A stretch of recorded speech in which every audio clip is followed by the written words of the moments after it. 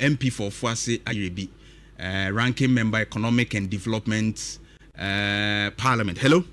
Honorable. Morning. Apomu ye de. Nyame adumo na onu nua no ma studio won te say. Adom ye nyina ye ho ye pa. Na wona na kasa sesia no. You know say tutu.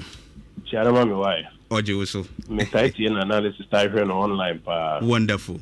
Enti mun ko so na eduma pa mo ye. Yeah, that's it. Honorable, quickly, Obrain intimate say wo baby kra na yaje wo bre ma ye morning tentem. Fast forward MPP. Yengura MPP mu ansa na yaba economy so. MPP Pandai elections ya eba so ye lawyer. Sabri matter say there are issues at Supreme Court wa say emuaye etumi eba na mo etumi akọ contest ya na mo contest. No man mo gather so far it say is there a green light say MPP no matter the outcome no mo be contest ya na. Well, first of all, Nhyira with Nhyira FM. Nsambo abaso adwuma so amoye e Nhyira. Ghana mra say the parliamentary election so obonyu so a 21 days after your gazette results no bra court. Number 2 back court ni wi a say obonyu their court no that to make appeal. During the period of appeal no nipa na ono na declare no as winner no obekoswa ye adwuma as MPA kopim tama court be kansem na wi eno ne mra da ho a 1992 ye dia ye adwuma pandai da asem na si yakoto abawi ya gazette area within 21 days no nipa odi ncho no a ono asosai coalition center ho no one for petition ba the petition by after 21 days. And the court dear nisu to me say etna sem so because 21 days no apamo.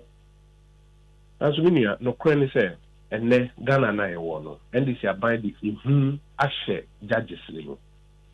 And they've done that by first of all Omupamo Chief Justice Edipo Fraba this year true to promiser or make it appointed judges to the Superior Courts by 65. Into a judge cry no issue. Into judge a only assembly to me no crown. Wa court na assembly so say even though a lipana or no creative confusion or collation center ho ever complaining say polling stations by 5 ne monyo to ne petition na polling stations by 5 was said then was assembly no can. Judge no say hunti judge no say wa cancel the whole election yan cotton for. Okay, one, appeal of that ruling because even the Nipan Cradibas petition and the judge no crown a bodra. But a person appeal now, what tamaleno. Judge no crown no need to miss or better last time so. Into the judicial review about Supreme Court. Say Supreme Court and question the judge near cross say will miss to miss or better last time so. Say MSN and I was a Supreme Court it is a application no. Stay in the call last week no.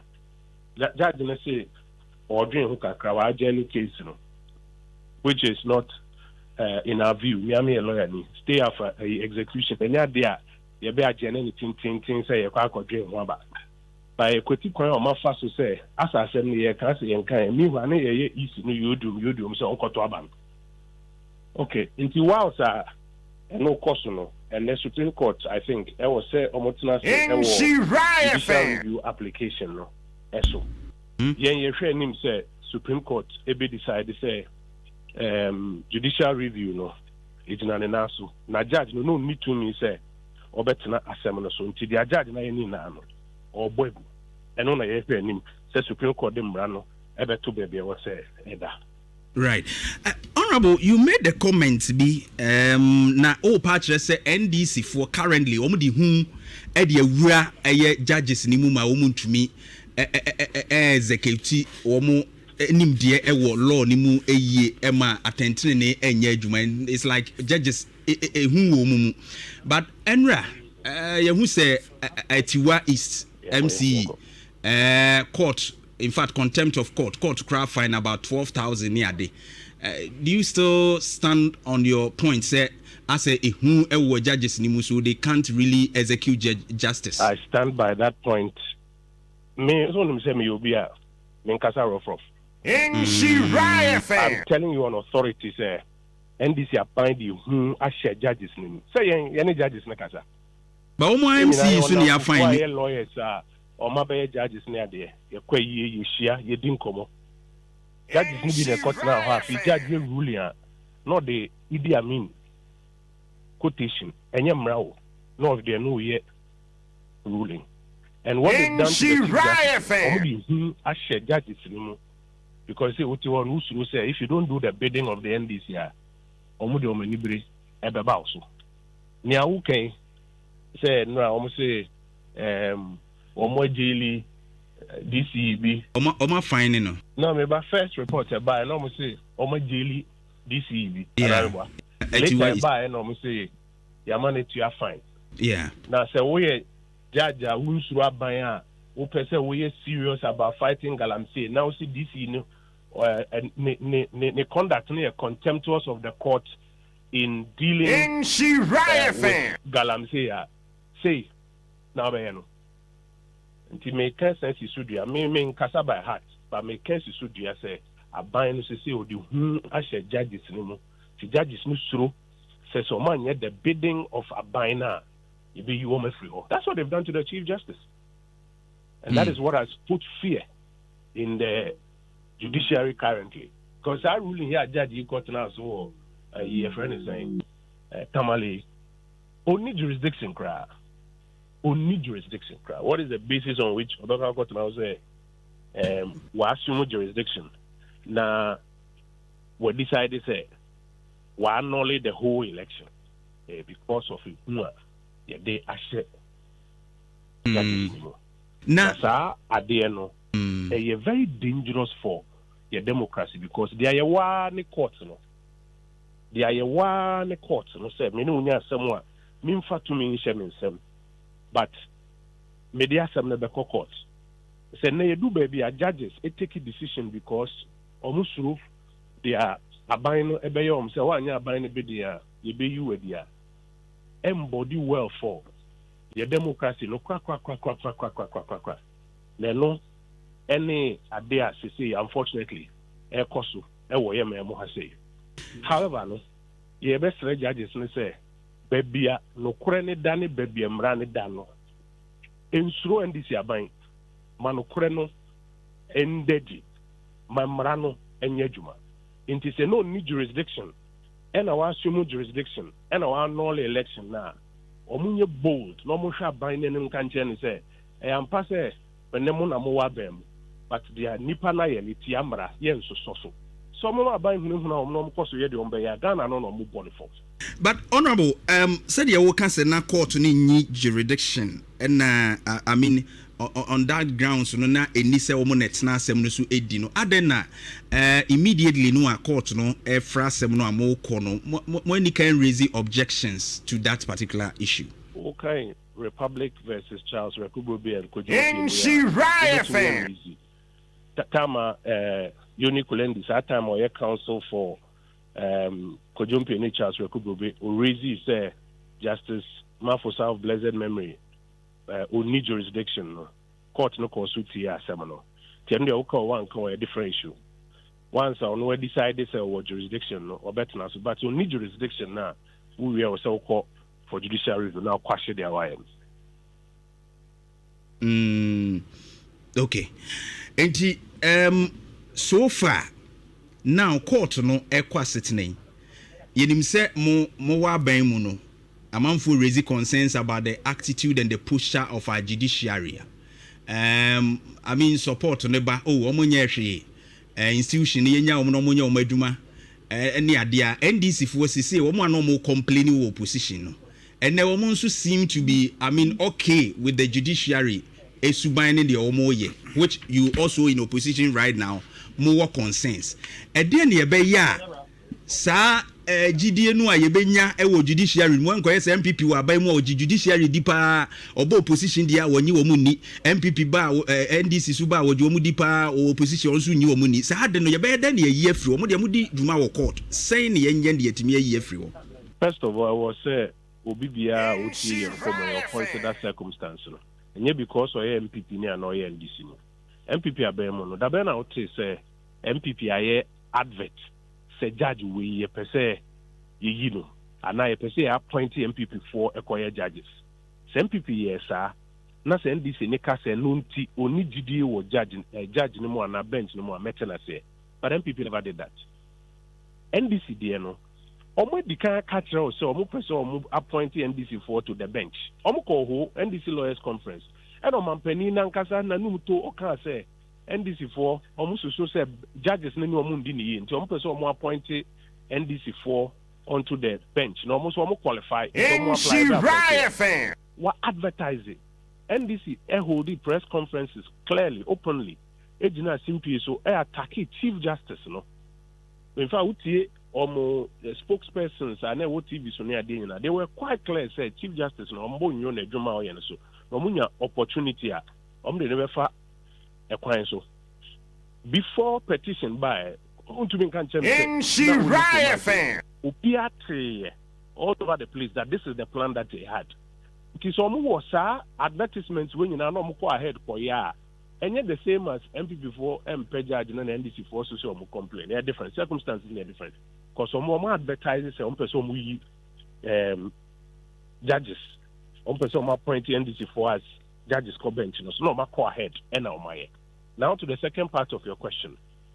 And then I bit me I was say first of all empenimfo Nkrumah ejai hwan na omo no Emma NDC aban enya financial legitimacy edidi boni audio there cause we sempenny for Nkrumah say na no matter akunya asofo civil society for imam for bobi ayedin se omo ka be ye no omo tra o ye hwan na NDC aban koso eye dia o ye ya ebedu baby na society no bonyo so I mean, digress and I'm example back. Nkrumah newo state officials. Nhyira fan. National security. National security. We call national security. Yewo security programs bi o hwa ye the soldier for ebeka police for ho na ye. Yewo security programs bi o hwa obi of a certain stature. Ye the soldier for na born ho ban. Soldier for typically inform civilian duties. But over national security, there were different classifications of security programs. Be or why the soldier for ne. And you want penny for be or why soldier for ne bomb mobile. Oh, come on, say. The person member examples be brave. Yeah, but they are making work and I'm sure. Security in same be or why you 20 be brave, but we be keep be amount.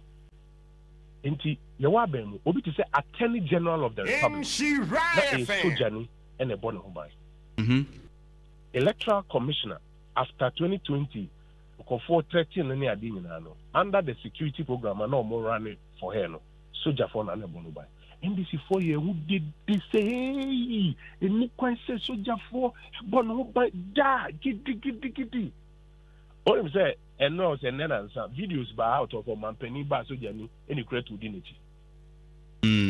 Penny for no Nkrumah however.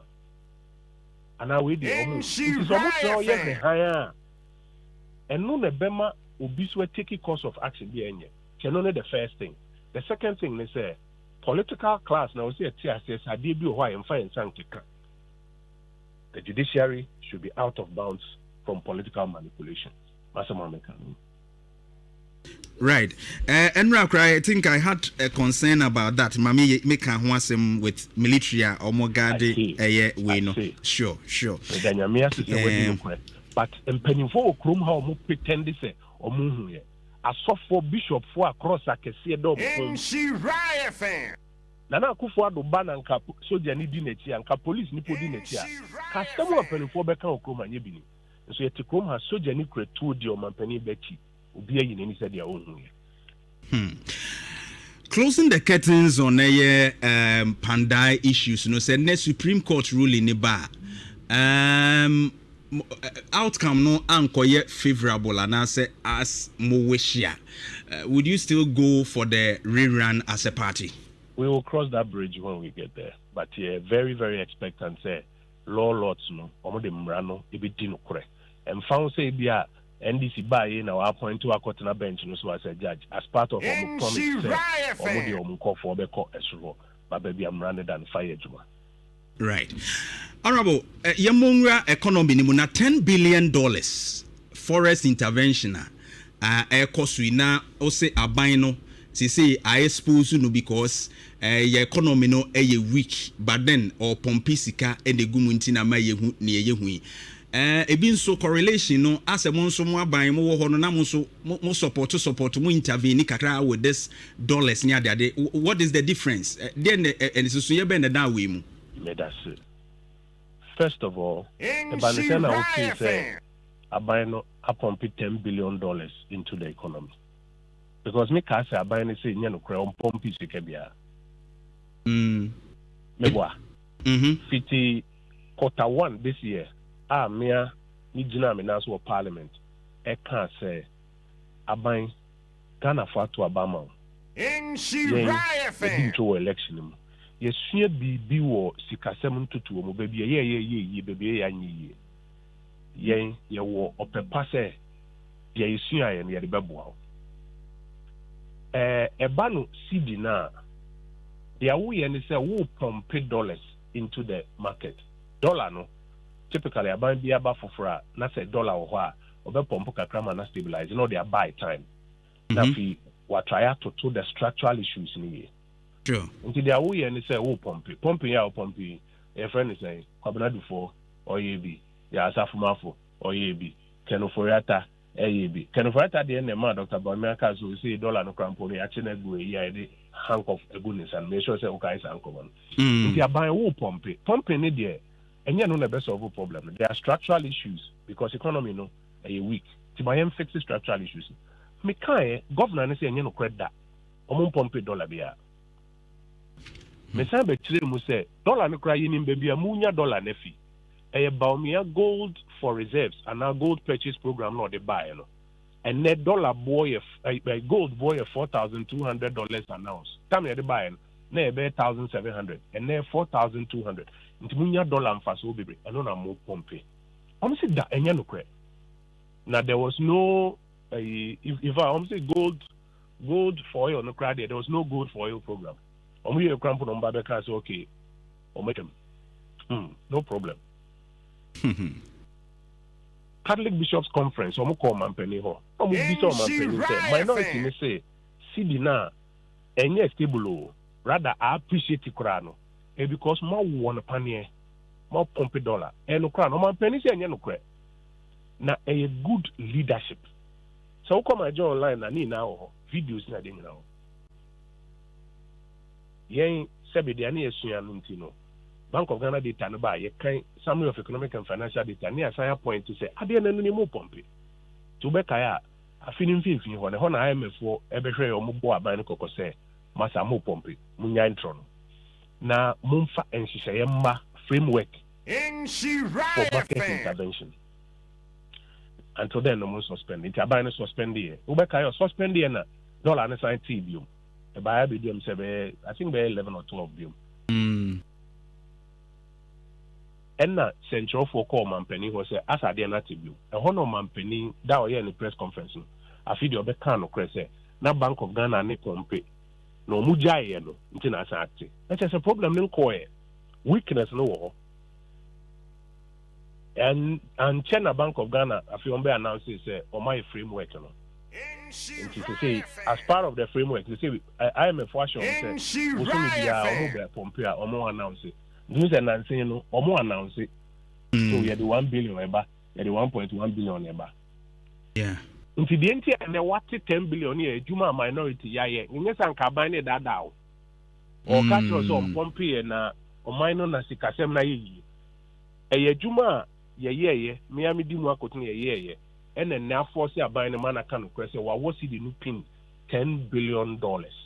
But I think say IMF won say ya omode ma omon say injection no for this particular intervention, forest intervention, omonye limited, meaning say yes omosa no matam bebre dia begum omonye transparent, which eso maye hu de omode gum ni de ekọ nyina because of a juma. I think say to me particularly by the minorities work. No, IMF time be number mu.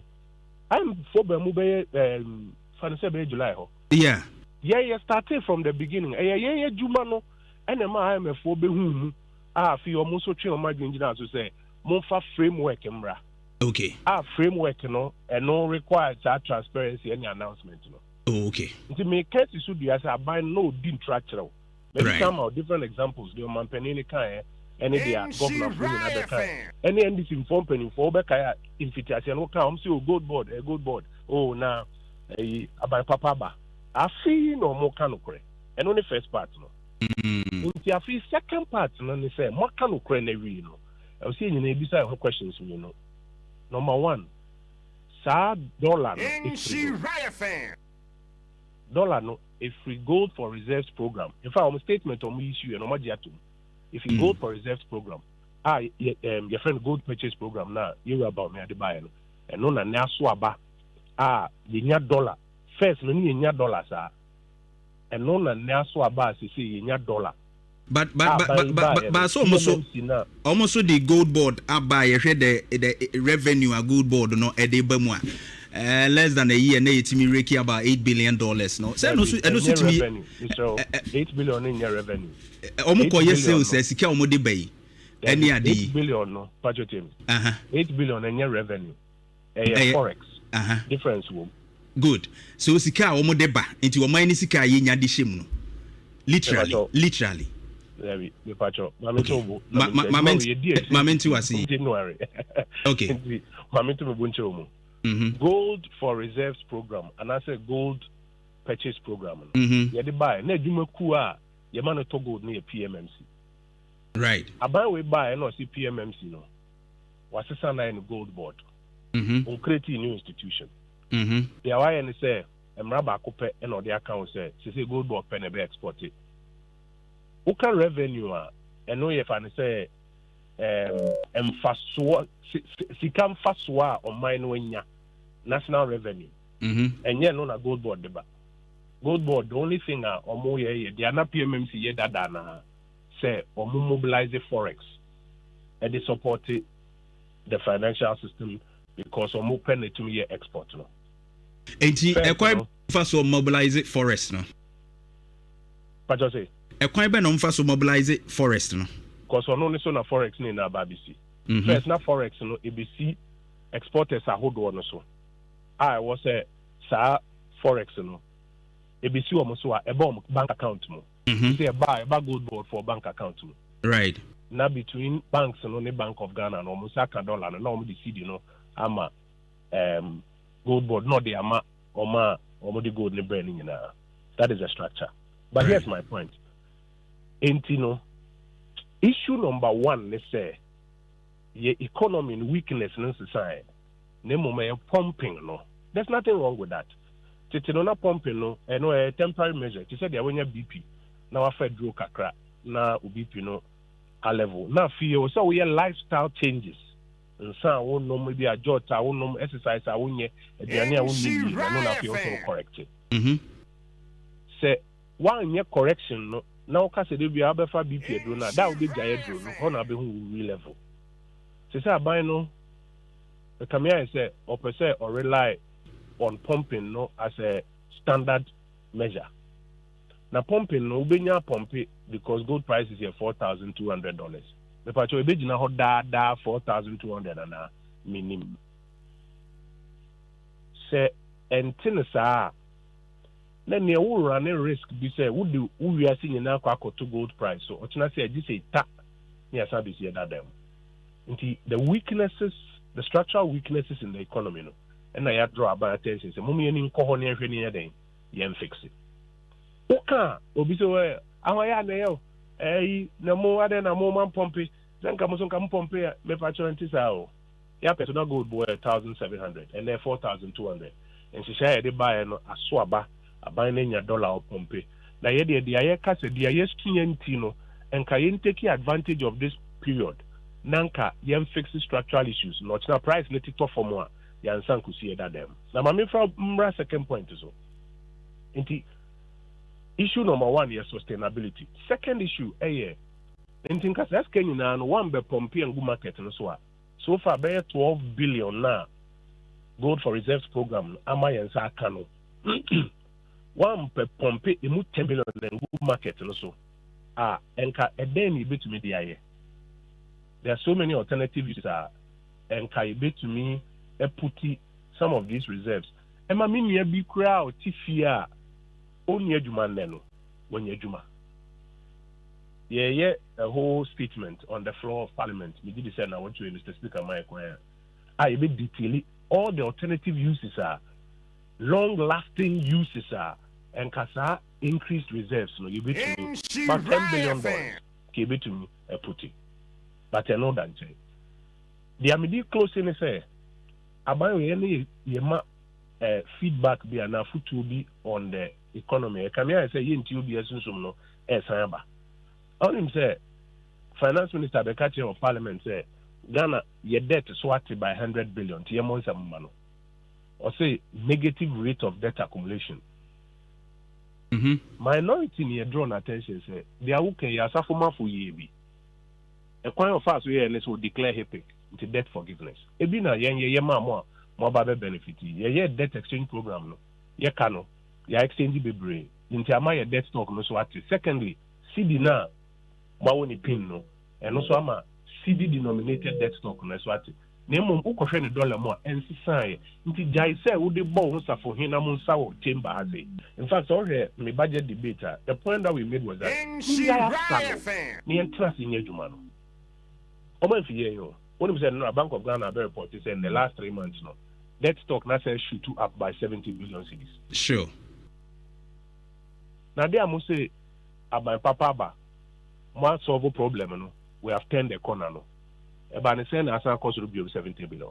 Because you are fixing structural issues, no. But they talked about the exchange rate, you know. I mean, need stability, no need then so a contribute to so all factors. Can once na fin so import yeah.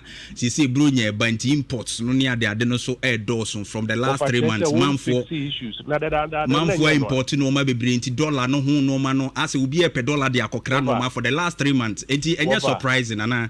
The the same problem now. Nti corner na o 10 years, we say den corner na o 10 years. Say that na say na no. Nhyira. And no na na ba bi mu a corner be na o 10.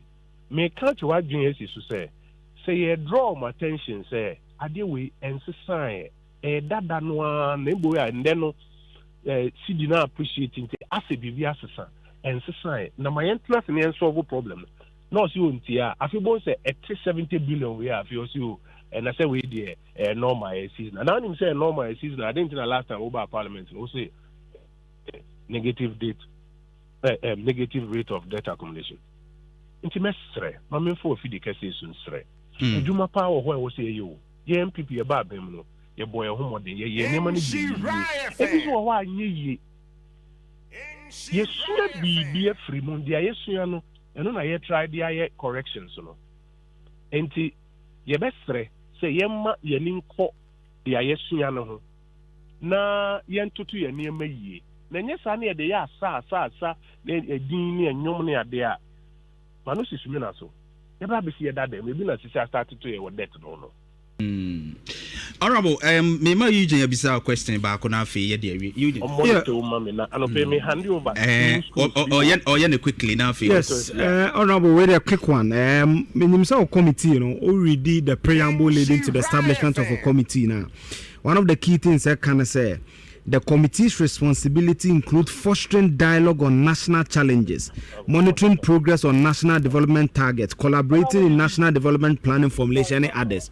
Honorable, baby back one, my dream cost this week, youth unemployment. 24-hour economy, who baby this week, I don't know, but my team I had desktop research, I'm Ghana Police Service website, and also my Facebook page. Crime on my recording, Nabahan Crane ages suspects 18, 19, 21, 22. Nansen Yachichi Yanuanum Abutre Kamu 31, allegedly, or court today, or court to court TikTok, you for Honorable Parliament, I say, ye whom hoke can ye, mo can a committee in Yanti, and I say, Mebuno, a Juma Samno Sana, more Kama, and Mudimaya or Parliament. Eugene, that's a powerful question, we say. At the committee level, no, ye really a series of meetings with ministries who are a year responsible for employment creation. Any National Development Planning Commission report be a friend annual progress report. My public hearings on it. Na TV Sony Ade obi any tia ejuma ministries na also mo ye ni baby o ma ya babisi ministry bi to be diska be 1 billion. So they koye ejuma no e be create ejuma ma young people ni ade. Afini be so no ma spend 1 billion no so ejuma bi amae.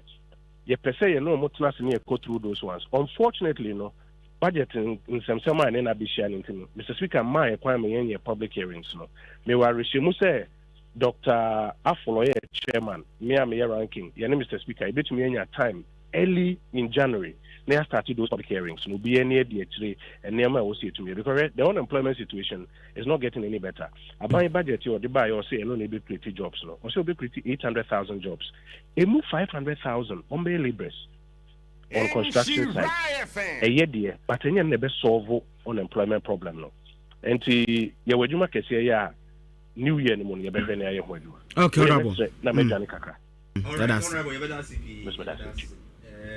Honorable Kojo Oppong Nkrumah and the Nkrumah Komono, MP of Masi IRB and ranking member Economic and Development Parliamentary Committee in the Mono Butuna.